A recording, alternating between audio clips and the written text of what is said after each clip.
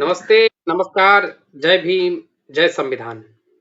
जिस घर में बेटी पैदा होती है, वहाँ खुशियों के साथ-साथ एक अनजाना डर भी जन्म लेता है।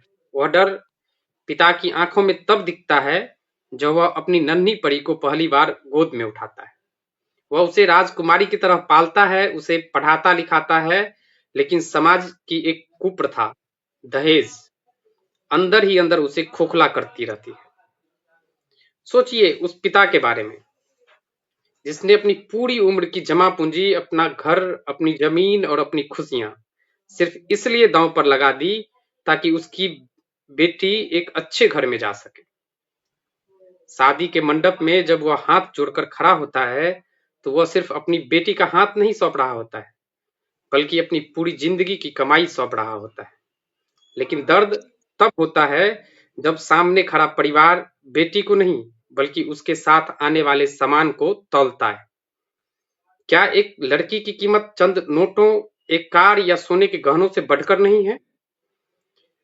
कितनी ही लड़कियां अपनी शादी के बाद मुस्कुराना भूल जाती है। उनके लिए ससुराल घर नहीं, बल्कि एक पिंजरा बन जाता है, जहां उन्हें हर दिन उनके माता-पिता की हैसियत का उलाहना दिया जाता है। वह चाय के कप से लेकर बिस्तरों तक में अपनी कीमत ढूंढती है। इसीलिए कहते हैं कि वह डोली में बैठकर आई थी कि एक नई दुनिया बसाएगी। वह डोली में बैठकर आई गई थी कि एक नई दुनिया बसाएगी। उसे क्या पता था कि वह अपनी खुशियों का सौदा करके आई है। दोस्तों, दहेज सिर्फ पैसों का लेन-देन नहीं है, यह एक मानसिक हत्या है। यह उस विश्वास की हत्या है जो एक बेटी अपने माता-पिता पर करती है।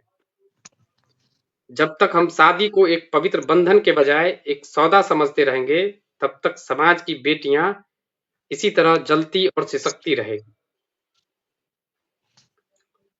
दहेज ने सिर्फ बेटियों को नहीं मारा, उसने समाज की आत्मा को भी घायल किया है। नमस्कार, आप देख रहे हैं सत्यबोध न्यूज। मैं हूं केशव कांति, जहां सामाजिक कुरीतियों पर चुप्पी नहीं, संवाद होता है। आज का विषय है दहेज प्रथा, एक ऐसी कुप्रथा जो रिश्ते बनाते बनाते जिंदगियां तोड़ देती है।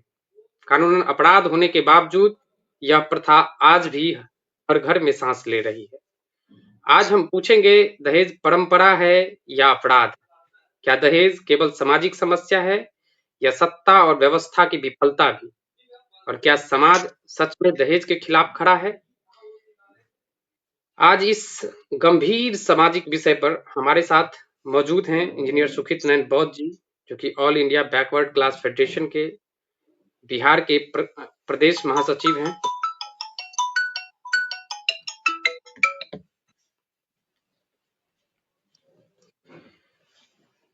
बौद्ध जी सामाजिक न्याय और महिला सम्मान के पक्षधर, जाति, पितृसत्ता और सत्ता संरचनाओं के गहरे विश्लेषक, और यह मानने वाले हैं कि दहेज केवल लालच नहीं, पुरुष वर्चस्व की संरचना है।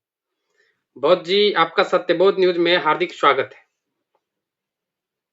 केशव कांति जी, आपका, आपके सत्यबोध मंच को और इस मंच को से जुड़ने वाले, देखने वाले, इसमें भाग लेने वाले तमाम बंधुओं का मैं हृदय की गहराई से जय संविधान के साथ उनका हार्दिक अभिनंदन वंदन करता हूं। जी दर्शकों, अगर आप चाहते हैं कि दहेज जैसी कुरीतियों पर खुलकर बात हो, तो वीडियो को लाइक करें, शेयर करें और सत्यबोध न्यूज को सब्सक्राइब कर लीजिए, क्योंकि यहाँ रस्म नहीं टूटती, जंजीर टूटती है। बौद्ध जी, हमारे ग्रंथ में कहा गया है, नारी यत्र नारी अस्ति पूज्यन्ते रमन्ते तत्र देवता। लेकिन हकीकत देखिए, बेटी को आज भी मोल में तौला जाता है। कबीर साहब कहते हैं, जिन खोजा तिन पाइया गहरे पानी पैठ, यानी समाज को बदलने के लिए हमें सच्चाई की गहराई में उतरना होगा। एक मुहावरा भी है कि लालच बुरी बला है, और दहेज इसी लालच का सबसे क्रूर रूप है।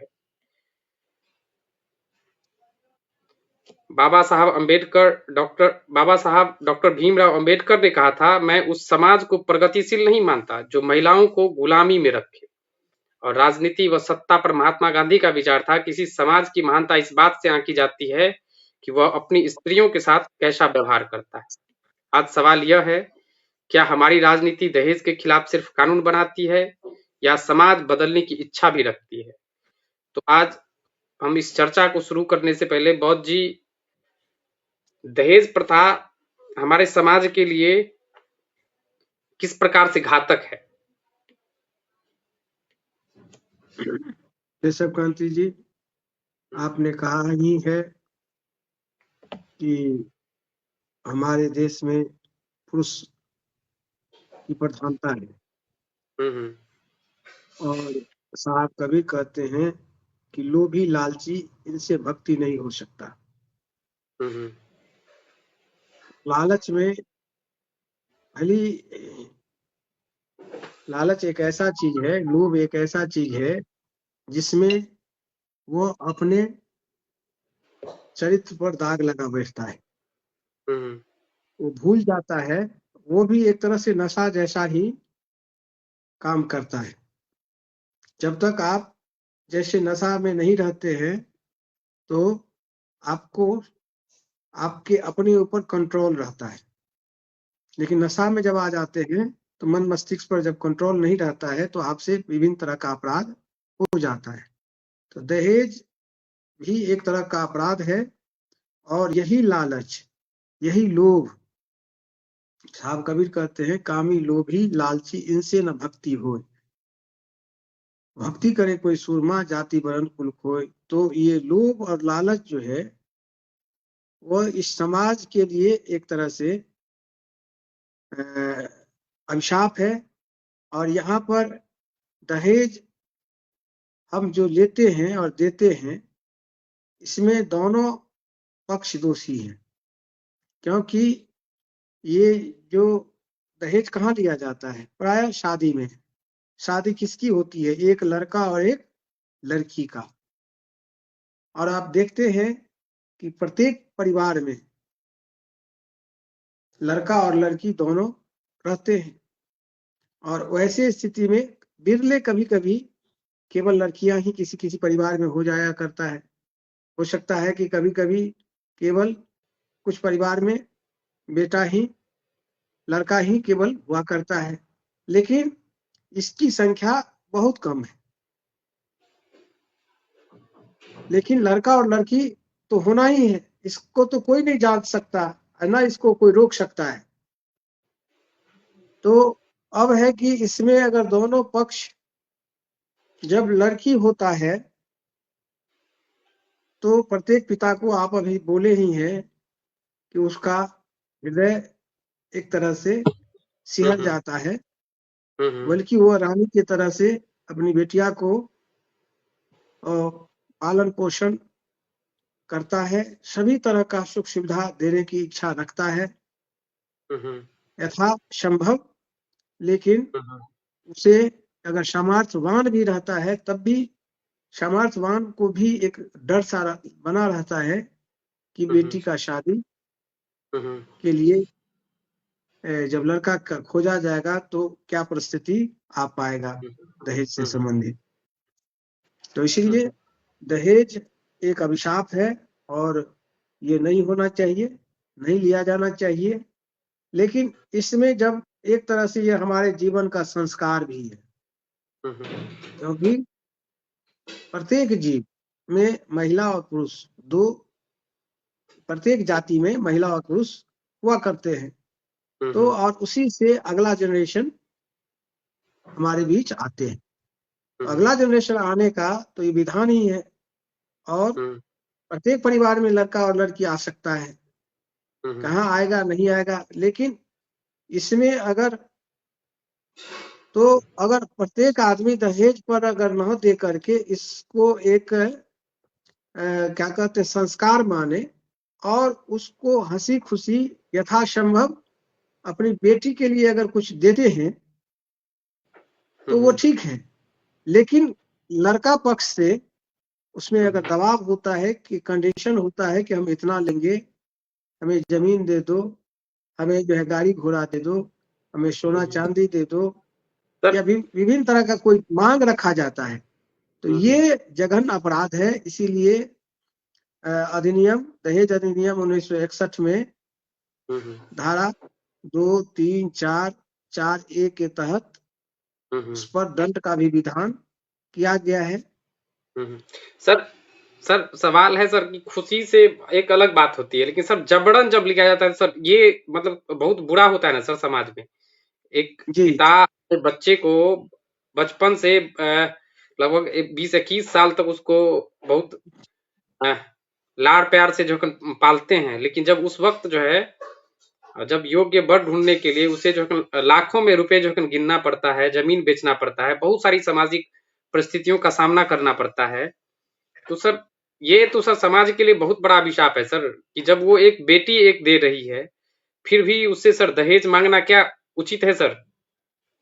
जी, नहीं मांगना बिल्कुल असंवैधानिक भी है और सामाजिक दृष्टि से भी यह अभिशाप है।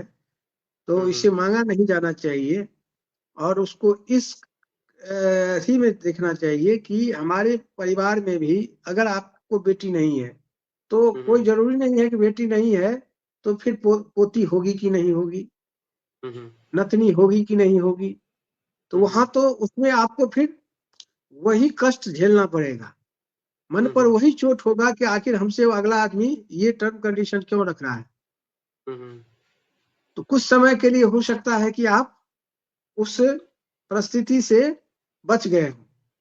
आपके परिवार में केवल हम तो यहाँ देखते हैं कि बेटा वक्त में वही आदमी दहेज का मांग करता है, लेता है, लेकिन वही बेटी जब होता है तो वही आदमी फिर वो दूसरे रूप में अपने आप व्यथा को व्यक्त करता है, वो आलोचना करता है, जबकि व्यक्ति विशेष एक ही है और उसमें महिलाओं की भूमिका सर्वोपरि है। हमारे समाज में जितनी भी कुरीतियां हैं या आडंबर है, पाखंड है, वो सब महिलाओं की भूमिका उसमें अधिक है। जबकि हम लोग धारणा ये रखते हैं कि यत्र नारी पूज्यन्ते, जहां नारी की पूजा होती है, माने उनका मान सम्मान होता है, रमन्ते तत्र देवता, मतलब वहां मंगल की बात की गई है, विकास की बात की गई है, उन्नति की बात की गई है। लेकिन हमारी महिलाओं के बीच जागरूकता का भाव और शुरू से ही उनको पढ़ने का अवसर नहीं दिया जाता रहा और संपत्ति में भी उनको अधिकारी नहीं माना गया, मैंने माना गया था, दिया गया था उनको जगह, जिसके चलते दो बल, न उनके पास विद्या बल था और न धन बल था, वो वस्तु के समान रही है। तो उनकी भूमिका दहेज लेने देने में तो बढ़ जाती है, लेकिन रोकने पर उनका कोई विवश मैंने वो विवश रहती है, नहीं रोक पाती है और लालच भी आड़े हाथ आ जाता है, मैंने उनके पक्ष में खड़ा हो जाता है। तो जिसके चलते ये समस्या अभी तक बढ़ता रहा है।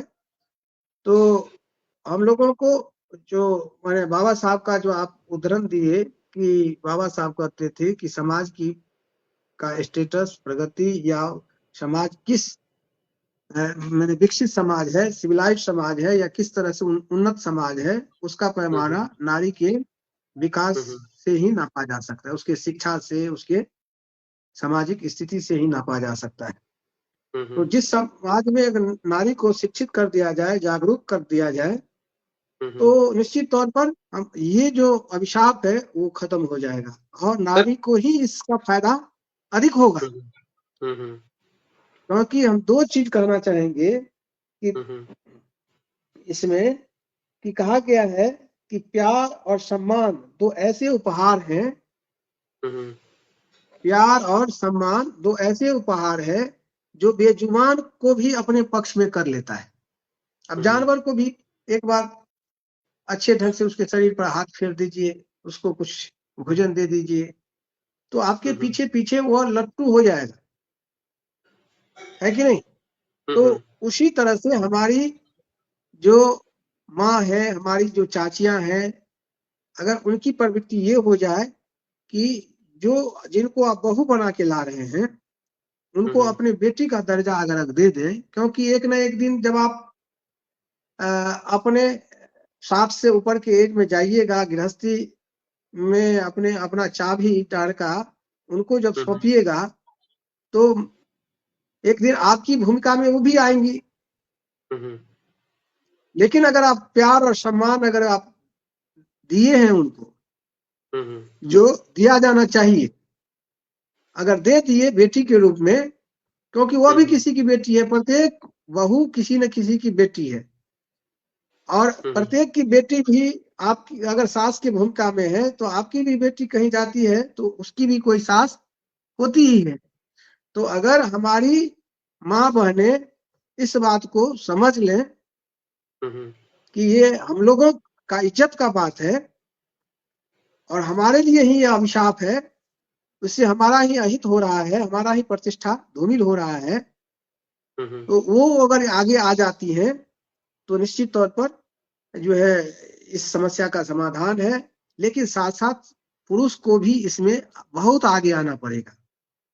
उनको मैंने एक तरह से क्या कहते हैं, निष्ठुर होके कहिए, या अपने आप मन में मजबूती के साथ इस पर यह करना पड़ेगा कि हमारी अगर माँ बहने अगर इसमें कहीं लालच में आ भी जाए तो वहां पर वो आ जाए कि नहीं, हम भी तो बेटी का शादी किए थे ना, तो हमको खराब लग रहा था, तो पुतोह आ रही है, वही बुढ़ापा का लाठी होगी।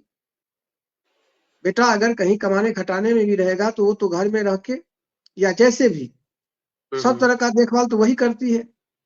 तो इसीलिए, और वो कहवे किए हैं अभी आप कि मैंने यत्र नारी पूज्यन्ते, तो अगर जिस घर में दूसरे की बेटी जो यहाँ पर बहू बन के आ रही है उसकी अगर मान सम्मान होने लगे तो देवता तो भ्रमण करवे करेंगे, मतलब वहां पर सुख शांति निश्चित तौर पर आएगा, समृद्धि आएगा। सर हमारे देश में अभी भी सर जो है लिंगानुपात देखा जाता है तो बेटियों की संख्या जो है लड़कों की तुलना में कम है, और कहीं ना कहीं ये जो है दिखाता है कि कहीं ना कहीं दहेज की वजह से ही ऐसी व्यवस्था बनी हुई है। नहीं, हम अक्सर देखते हैं कि भ्रूण हत्या की जो समस्याएं जो है मतलब अक्सर होता है, लोग जो है दहेज के डर से बेटियों को कोख में ही मार देना पसंद करते हैं, बहुत सारे लोग मारते भी हैं। तो ये तो सर हमारे समाज की जो दहेज का एक जो डर है लोगों के अंदर, वो भी क्यों ना सर, जब जिस देश में सर जीने के लिए लोगों के पास उतनी आमदनी नहीं है कि वो बेहतर जिंदगी जी सके, तो उस स्थिति में इतना बड़ा राशि जो शादी पे जो खर्च होता है जो उससे मांगा जाता है बेटी वाले से, तो सर इस चीज का डर तो समाज में रहेगा ही रहेगा। और जिस समाज जो इतना गरीबी, इतना पिछड़ा और इतना जो है तकलीफ में अपनी जिंदगी जी रहे हैं, वैसे समाज से अगर लाखों में रुपए मांगे जाए शादी के बदले में, उसकी बेटी की शादी के बदले में, तो समाज को लोगों को कहीं ना कहीं तकलीफ तो होगी ही। और इसका असर भ्रूण हत्या पे, लिंगानुपात पे देखने को आमतौर पे मिलता है हम लोगों को। जी केशव जी, इस संदर्भ में हम कहेंगे कि मत कोख में मारो बेटी को, इसी ने दुनिया सजाई है। जिसको आप मार रहे हो वही बेटी, अगर वो बेटी नहीं इस दुनिया में आई हुई होती तो आप नहीं आए हुए होते जी। तो मत कोख में मारो बेटी को, इसी ने दुनिया सजाई है। और पोता भी अगर पाना है तो दूसरे की बेटी ने ही उसे की जननी बन के आई है। तो इसलिए इस पर मैं कहना चाहूंगा, संसार बनाने वाले ने ये कैसी बेटी बनाई है, संसार बनाने वाले ने ये कैसी बेटी बनाई है। जब बेटी पैदा होती है तब सभी दुखी हो जाते हैं, जब बेटी पैदा होती है तब सभी दुखी हो जाते हैं, जब बेटा पैदा होता है तब ढोल नगारे बजाए जाते हैं। संसार बनाने वाले ने ये बेटी कैसी बनाई है। जब बेटी पढ़ने जाती है तो माता पिता क्यों उसे डांटते फटकारते हैं, और जब बेटा पढ़ने जाता है तब खुशी खुशी उसे विद्यालय पठवाते हैं। जब बेटी अफसर बनती है तो माता पिता का मान बढ़ाती है, और जब बेटा अफसर बनता है तो माता पिता को ही ठुकराते हैं। बेटा अपने पत्नी के साथ या जहां गया बड़ा पदाधिकारी बन गया भूल जाता है किसी ने मुझे इतना इस लायक बनाया कि आज हम अफसर बन गए हैं, हम बड़े ओहदा पर चले गए हैं या सफल नागरिक बन गए हैं, मतलब आर्थिक दृष्टि से ये बात भूल जाते हैं। तो इसलिए बेटी विवाह से माँ बाप का बोझा उतर जाता है, फिर भी अंधी दुनिया हर जगह बेटा बेटा चिल्लाता है। और बेटी ही असल मायने में बुढ़ापे का, जब देखिए कि बेटा पूछे या नहीं पूछे, बेटी को एक संवाद भी चला जाता है, अगला में वो दूर भी रहती है तो वह अपना काम धाम छोड़ के भी वहां आने का काम करती है। और आज के फोन के समय में तो हमेशा हम देखते हैं कि अपनी माँ से, अपने पिताजी से हालचाल लिया करती है। तो इस तरह से बेटी सही मायने में वो जननी है और सृष्टि को आगे बढ़ाने वाली है। और कोई भी पुरुष जिसको पुरुष होने का गर्व है और हमारी माँ बहनों को, बेटियों को अगर वस्तु समझ रहा है तो वो उनके दिमाग का समझिए कि वह फितरत है, निष्ठापन है, इससे ऊपर आना चाहिए। क्योंकि अगर बेटी नहीं रहे समाज में तो कोई भी बेटा इस धरती पर आ नहीं सकता। हम तो देखते हैं कि ब्राह्मण समाज में भी पहले महिलाओं को पढ़ने का अवसर नहीं था। वहां पर उस समय में जब विधवा हो जाया करती थी तो उन हमारी बहनों को नीचे जमीन पर सोना पड़ता था, बाल काट दिया जाता था, उसको देख लेना एक तरह से अशुभ माना जाता था। किसी भी संस्कार कार्य में उनकी माने भागीदारी नहीं होने दी जाती थी, मना रहता था। एक तरह से अछूत समझिए, उनका जीवन तो नर्क बना दिया जाता था। लेकिन उसमें तो उनका कोई दोष नहीं कि है दोष। कौन कैसे मर जाएगा एक्सीडेंट में या बीमारी से या किसी कारणवश, इस पर किसका दिल कब धड़कना बंद हो जाए इसको किसी ने नहीं देखा है। लेकिन इसमें हमारी माँ बहनों का कहीं कोई रोल नहीं है, और जबकि वही उनको लाने का काम करती है। लेकिन तब भी हमारा पुरुष इस तरह का व्यवस्था बना दिया है कि जो ब्राह्मण समाज सबसे उच्च अपने को कहते हैं, पढ़े लिखे कहते हैं, पंडित से अपने को नवाजते हैं कि पंडित सब लग जाता है कि नहीं?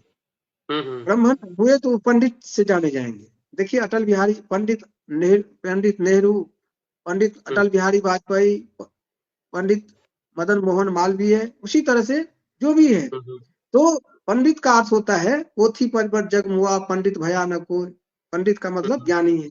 तो वो नहीं भी ज्ञानी है तब भी पंडित से उनको मान रहे हैं कि ये पंडित है। और ये जाति आधार पर वर्ण जो व्यवस्था बनाई गई उसके आधार पर उच्च है। लेकिन उनका कृत्य देखिए, जिन माँ ने उनको जन्म दिया, ब्राह्मण समाज में भी तो हम लोग भी अपनी माँ से जन्म लेते हैं, वो भी दिए, लेकिन उनको भी शूद्र कहा गया। तो कितना जो है, कितना बड़ा अपने माँ के साथ अपमान की बात हमारा पढ़ा लिखा समाज भी करता रहा है। इसकी हम निंदा करते हैं, इसमें सुधार होना चाहिए। अगर अभी भी किसी में अगर इस तरह की मानसिकता है तो हम सब के लिए वो व्यक्ति निंदनीय है, उसका आलोचना होना चाहिए और उसमें सुधार आवे। इस पर हम लोगों को मिलजुल कर पहल करना चाहिए। जब तक हम अपनी बेटियों को, जैसे देश स्तर पर होता रहा है कि बेटी को आगे बढ़ाना है, बेटी को पढ़ाओ, आगे बढ़ाओ, उसी तरह से जब तक उसको हम आगे नहीं बढ़ाएंगे तो हमारा परिवार आगे कभी नहीं बढ़ सकता है, हमारा समाज आगे नहीं बढ़ सकता है, और राष्ट्र भी अंतोगत्वा विकसित राष्ट्र का जो हम कल्पना करते हैं, विश्व गुरु होने का जो बात करते हैं, ये सब नहीं हो पाएगा। तो ये सभी समाज के लिए लागू होता है, सभी पुरुषों पर यह बात लागू होता है कि सभी लोग अपनी बेटियों का मान सम्मान करें। आज देश में देखिए कि बहुत सारी घटनाएं अभी जो है सुप्रीम कोर्ट द्वारा एक जो है मैंने सेंगर हैं विधायक जी थे, उन्होंने रेप किया, फिर उस परिवार के साथ कितना वो अपने प्रभाव के बल पर उनके परिवार के लोगों की हत्या हो गई, एक्सीडेंट कराया गया ट्रक से, फिर जो है जो मीडिया में देखने को मिलता है लोगों के द्वारा, वो सब बाइट देते हैं, अपनी बात को रखते हैं, फिर उनको उस पर खतरा मराया, उनके पिताजी को जो है थाना में ही हत्या कर दी गई। और फिर वैसे मैंने जगन क्या कहते हैं पास्को एक्ट जो होता है, मैंने नाबालिग महिलाओं के साथ जो यौन शोषण होता है, उसमें भी उसको भी बेल दिया जाना, फिर जो है उस पर आम जनता इस के ऊपर जब अपना प्रतिक्रिया व्यक्त किया तो अभी देखे हैं कि वह सुप्रीम कोर्ट उनके बेल पर रोक लगाया है। तो इस तरह से न्याय हमारी माँ बहनों को अगर नहीं मिलेगा, हम देखें कि जो है वहाँ क्या कहते हैं सिक्किम की वहाँ मिजोरम में मणिपुर में ये तो माने क्या कहते हैं, ये तो अब हम जानवर के बराबर मान रहे हैं, जिनकी मानसिकता इस तरह की है कि नंगे और लोगों के बीच में इस तरह से हमारी बहनों को, माँ को अगर माने उनके साथ उनके क्या कहते हैं गुप्तांग को अगर इस तरह से मैंने ये किया जाए, टच किया जाए, बेइज्जत किया जाए, तो फिर मानवता रह कहाँ गया? मानवता का तो कोई अर्थ नहीं है। तो इस पर हमारे प्रत्येक जो है जो पढ़े लिखे लोग हैं, जागरूक लोग हैं, तमाम लोगों को इस संदर्भ में संजीदा होना पड़ेगा। और सबसे बड़ी बीमारी ये है कि हमारा समाज में अनपढ़ लोग समस्या नहीं है।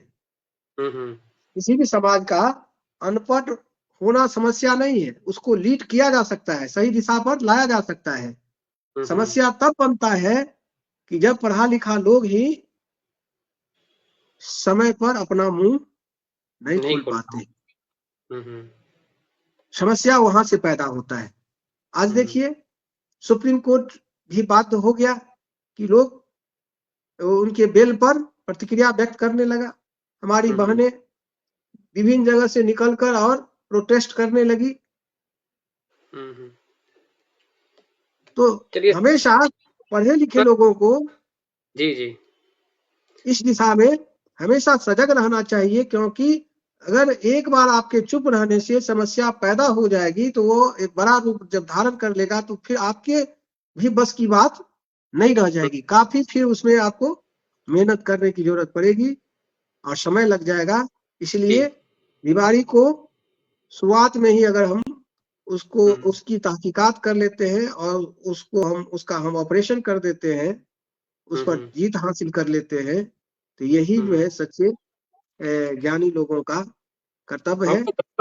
दर्शकों को सर जानकारी दे देना चाहते हैं कि दहेज लेना और देना दोनों कानूनी अपराध है और इस पे कानून लगभग 1961 में ही जो है दहेज निषेध अधिनियम 1961 बन चुका है, जैसा कि सर आपने भी डिबेट में सर जिक्र किए हैं कुछ देर पहले।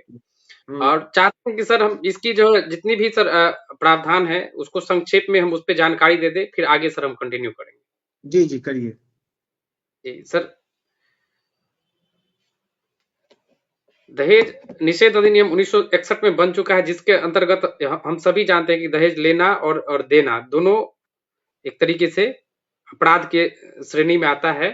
और दहेज निषेध अधिनियम 1961 की जो धारा 2 है, जो जिसमें दहेज की परिभाषा को वहां पे जो है परिभाषित किया गया कि शादी के अवसर पर एक पक्ष द्वारा दूसरे पक्ष को दी जाने वाली कोई भी संपत्ति या मूल्यवान वस्तु दहेज कहलाती है। कुछ भी दिया जाता है तो इसमें नकदी हो सकता है, जेवर हो सकता है, गाड़ी या अचल संपत्ति, कुछ भी अगर कुछ भी दिया जाता है या लिया जाता है तो ये दहेज की श्रेणी में आता है। दूसरा चीज है धारा 3, जो दहेज देने या लेने पर सजा का प्रावधान करता है। जो दहेज लेना या देना दोनों ही कानूनन अपराध है, इसके लिए न्यूनतम 5 वर्ष का कारावास और कम से कम 15,000 रुपए का यानी कि जुर्माना हो सकता है। अगर जी कोई जी जी। व्यक्ति अगर दहेज लेना या देने की अगर बात करता है तो, दोनों ही स्थिति में। दहेज निषेध अधिनियम 1961 की धारा 4 कहता है कि दहेज मांगने पर सजा। यदि कोई व्यक्ति प्रत्यक्ष या अप्रत्यक्ष रूप से वधू या वर के परिवार से दहेज की मांग करता है तो उसे 6 महीने से 2 साल तक की जेल और 10,000 रुपए तक का जुर्माना हो सकता है। और धारा 4A विज्ञापन पर पाबंदी। कोई भी व्यक्ति यानी कि विज्ञापन नहीं कर सकता है कि मुझे शादी के बदले में संपत्ति या पैसे जो चाहिए, इस प्रकार का कोई विज्ञापन नहीं कर सकता। और यदि ऐसा करता है तो उसे 6 महीने से 5 साल तक की सजा का प्रावधान किया गया। जी, इस तरह का कि हमारे पास इस तरह का लड़का है और इसके लिए हमें दूसरा जो है दूसरा चीज है, यदि कोई व्यक्ति जबरन किसी से दहेज के नाम पे, 1 मिनट सर, 1 मिनट,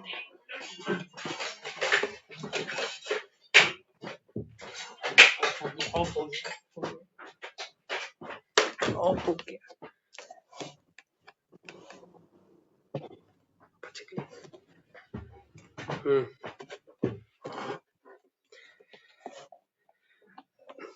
धारा 5 कहता है कि दहेज लेने या देने के लिए किया गया कोई भी लिखित या मौखिक, जैसे कोई शादी के समय अगर एग्रीमेंट बना लेता है कि हम शादी कर रहे हैं और इस एग्रीमेंट के बदले आप हमको जमीन देंगे या पैसे देंगे, तो इस नियम दहेज निषेध अधिनियम के अंतर्गत ये है कि वह एग्रीमेंट शून्य हो जाएगा, उसकी कोई मतलब मान्यता नहीं रह जाती है। यदि शादी के नाम पे अगर किसी ने एग्रीमेंट बना लिया है और अगर आपको धमका रहा है कि आपने एग्रीमेंट बनाया है तो आपको देना ही पड़ेगा, तो अगर उस एग्रीमेंट को लेकर के आप कानून के पास जाएंगे तो वो एग्रीमेंट शून्य हो जाएगी, आपको कोई एक भी पैसा देने की जरूरत नहीं रहेगी। कुछ बात है जैसे कि लोग चूंकि शादी करते हैं मान लीजिए, तो कुछ न कुछ तो जो पिता भी अपने पुत्री को देते हैं, मतलब गिफ्ट स्वरूप। तो ऐसे स्थिति में कुछ अगर दिया जाता है तो उसे क्या करना चाहिए? तो शादी के समय बिना मांगे स्वेच्छा से जो दिए गए उपहार होते हैं, जिसे गिफ्ट्स कहते हैं, तो दहेज की श्रेणी में नहीं आते हैं, बशर्ते उनकी एक सूची बनाई जाए और उन पर वर और वधू दोनों के हस्ताक्षर होने चाहिए, तब जाके वह दहेज के अंतर्गत नहीं आएंगे। वरना जो कोई भी शर्त अगर दी जाती है और जिसपे बिना सूची बनाए अगर उस पे साइन नहीं होता है तो वो दहेज की श्रेणी में ही आता है। जैसे सार्वजनिक कर दिए, जी, सार्वजनिक कर दिए आप उसको कि विवाह के क्रम में ऐसे ऐसे हुआ और दोनों लोगों का उस पर साइन है, तब तो नहीं है, बाकी तो वो दहेज में ही आएगा, माना जाएगा कि आप दहेज लिए। जी जी। दूसरा चीज है सर कि अगर इस अधिनियम के तहत अगर किए गए अपराध को मतलब जो संज्ञेय है वो कॉग्निजिबल जो होगा तो उसको सर नॉन वेलेबल की श्रेणी में रखा जाएगा, बेल नहीं होगा। जी। ये भी है, अगर किसी भी माता पिता से अगर किसी भी बेटी के पिता से अगर जबरन अगर दहेज लिया जा रहा है या उसे फोर्सफुली दहेज के लिए अगर उससे उसका प्रताड़ना हो रहा है तो वो इस अधिनियम का सदुपयोग। सबसे महत्वपूर्ण बात होता है कि दहेज में दी गई संपत्ति जो भी होती है, मतलब जो लड़की को मिलने वाले जितने भी उपहार होते हैं वो सिर्फ उस पर सिर्फ और सिर्फ उसी का हक होता है, लड़की का ही हक होता है। यदि कोई और इसे अपने पास रखता है तो उसे 3 महीने के भीतर वह सामान लड़की को लौटाना पड़ेगा, क्योंकि दहेज में दी जाने वाली मतलब जो उपहार स्वरूप जो शादी में दी जाने वाली सारी वस्तुएं स्त्री की होती है, स्त्री धन कहलाता है, ये इसी के अंतर्गत आता है। तो हम चाहेंगे कि सर 1961 में हमारे देश में सर दहेज निषेध अधिनियम बन चुका है, लेकिन सर समाज में आज भी सर जो हर घर में ये देखने को मिल रहा है। सर कितनी बड़ी सर मतलब बुरा बात है हमारे समाज के लिए सर। देखिए इसमें जागरूकता का अभाव है केशव कांति जी। जैसे देश में संविधान तो लागू हुआ, लेकिन आर्टिकल 13 कहता है कि पूर्व की जो भी मान्यताएं हैं उनको शून्य कर दिया जाए, तो वो धार्मिक हो या पूर्व का कोई विधान हो या दहेज प्रथा हो, तो जो कुछ भी है उसको तो फिर बाद में जैसे 61 में ही उस पर जो है कानूनी रूप दिया गया, ये अब मैंने अपराध है। तो इस पर अगर अमल नहीं हो रहा है, इसका मतलब है कि संविधान के अनुरूप देश में शासन व्यवस्था कि जितनी जागरूकता के साथ चलाया जाना चाहिए था उस पर माने काम नहीं होकर जो लोग सत्ता में रहते हैं वो इस मुद्दा को जनता तक कैसे प्रचारित किया जाए, क्योंकि बिना प्रचार का जो समाज नहीं जान चुका है या जिसमें साक्षरता दर उतनी नहीं है, जिसमें गरीबी है, जिसमें लाचारी है, तो वहां आपको जगाना पड़ेगा। वो समझिए कि एक तरह से सोया हुआ समाज है। इसीलिए तो कांशीराम के बारे में हम लोग नारा लगाते हैं कि किसी भी क्षेत्र में, जैसे पॉलिटिकल डे हम लोग कहते हैं कि कांशीराम की नेक कमाई तूने सोती कौम जगाई। तो उनका यही काम था कि मैंने कुछ नहीं कर रहा हूँ, अपने सोए हुए समाज को जगाने का काम कर रहा हूँ। अगर वो जग जाता है तो हम एक आदमी जगे हुए हैं। अब उसी तरह से हमारा जो इतना बड़ा वर्ग है वो अगर जग जाता है शोषित समाज का, तो शासक समाज बन जाएगा। और शासक समाज हो जाएगा तो संविधान जो कुछ भी कहता है उसका अमल होगा। अभी जो संविधान का अमल इसलिए नहीं हो पा रहा है कि अभी भी सत्ता का जो हस्तांतरण हुआ, सत्ता का जो हस्तांतरण हुआ, अंग्रेज जब मैंने 14 अगस्त 1947 तक अंग्रेज शासन कर रहा था अपने देश पर, भारत पर, और उसके बाद हम लोग किए, लेकिन हम लोग किए तो उसमें बहुजन की भागीदारी नहीं है अनुपातिक। वो उस समय में वो हस्तांतरित हो गया कि पहले से जो विधान से जो शासन चला रहे थे उन नीतियों को मानने वाले लोग की संख्या वहां पर अधिक हो गई। जब ये संख्या अधिक हो गई तो समझिए कि उसी विधान को लोग अधिक वो व्यवहार में लाए हुए हैं और अपनी जो है क्या कहते हैं शासन प्रशासन में अपना जो है वर्चस्व बनाए हुए हैं और संविधान को उतना जगह नहीं देना चाहते हैं ताकि हम लोग वहां से शासन से हमारी संख्या घटती चली जाए और एक दिन बहुजनों का संख्या वहां पर अनुपातिक रूप से बढ़ता चला जाए। तो इस तरह से इसके चलते ऐसा सब कुछ हो रहा है, चाहे वो दहेज का मामला हो या सत्ता में हिस्सेदारी का मामला हो। किसी भी कुरीति जो संविधान के अनुरूप आज उसमें जो सुधार नहीं हो पा रहा है वो उसका मूल कारण आप यहाँ पर आके देख सकते हैं। चलिए बहुत बहुत क्योंकि धन्यवाद सर। कबीर साहब भी तो कहे हैं कि जी, कबीर साहब भी तो इसीलिए तो कहे हैं कि मैंने लोभी लालची से भक्ति नहीं हो सकता है। भक्ति का अर्थ हुआ कि क्या समाज भक्ति, राष्ट्र भक्ति, मानवता पर काम करना। अगर उसमें अगर आप अपना फायदा ऐन निजन पुरोवेति गन्ना लघु चेत साम कहा गया है कि अपना हित और दूसरे का हित हो या नहीं हो, इस भावना से काम करने वाले को हम लघु चेत साम कहते हैं, लघु चेतना वाले। उदार चरित्रा नाम ही वसुदैव कुटुंबकम। आप में उदारता है कि नहीं, जिसका जो पात्रता है, जिसका जो संख्या है, सामाजिक आर्थिक राजनीतिक न्याय समाज के प्रत्येक वर्ग को मिलना चाहिए।